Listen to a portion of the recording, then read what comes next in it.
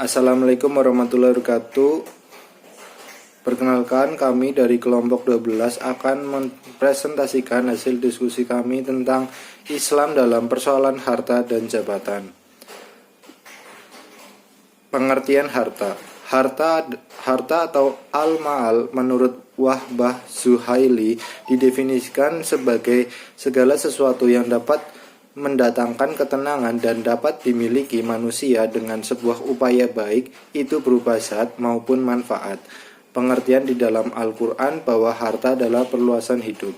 Pada Al-Quran surat Al-Kahfi ayat 46 dan surat An-Nisa ayat 14 dijelaskan bahwa kebutuhan manusia terhadap harta sama dengan kebutuhan manusia terhadap anak atau keturunan. Maka kebutuhan manusia terhadap harta adalah kebutuhan yang mendasar. Menurut Hanafiyah, al-ma'al adalah sesuatu yang mungkin dimiliki, disimpan, dan dimanfaatkan. Pendapat mayoritas ulama, al-ma'al adalah segala sesuatu yang memiliki nilai di mana bagi orang yang merusaknya berkewajiban untuk menanggung atau menggantinya. Selanjutnya, manusia bukan pemilik mutlak terhadap harta. Kepemilikan manusia terhadap harta dibatasi oleh hak-hak Allah. Ini terlihat dari kewajiban manusia mengeluarkan sebagian kecil hartanya untuk berzakat dan ibadah lainnya. Cara-cara pengambilan manfaat harta untuk kemakmuran bersama. Harta perorangan boleh digunakan untuk umum, dengan syarat pemiliknya mendapat imbalan yang wajar.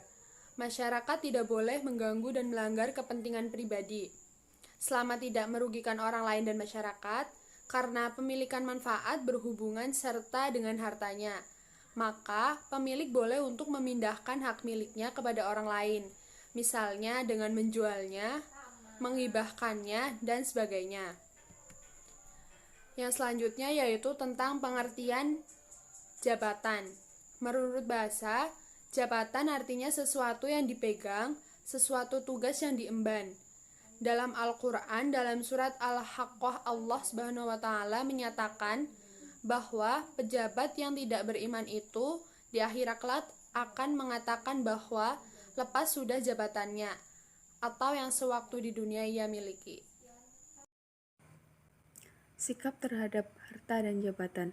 Bila terhadap harta, kita wajib berupaya dan berusaha mencarinya, karena harta merupakan kebutuhan kita sebagai bagian dari modal hidup.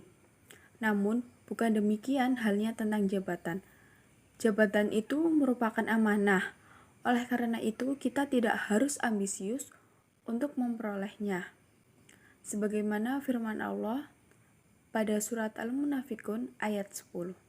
Yang berbunyi, dan belanjakanlah sebagian dari apa yang telah kami berikan kepadamu sebelum datang kematian kepada salah seorang di antara kamu. Lalu ia berkata, Ya Robku, mengapa engkau tidak menangguhkan kematianku sampai waktu yang dekat, yang menyebabkan aku dapat bersedekah dan aku termasuk orang-orang yang soleh? Apabila harta telah dibelanjakan di jalan Allah, maka kebaikan atau pahalanya akan mengalir terus sehingga dapat dikatakan sebagai aset yang permanen. Terutama bila yang dibelanjakan itu bertahan lama zatnya atau yang disebut sebagai wakaf. Sekian, terima kasih dan mohon maaf apabila ada kesalahan kata dari presentasi kami. Wassalamualaikum warahmatullahi wabarakatuh.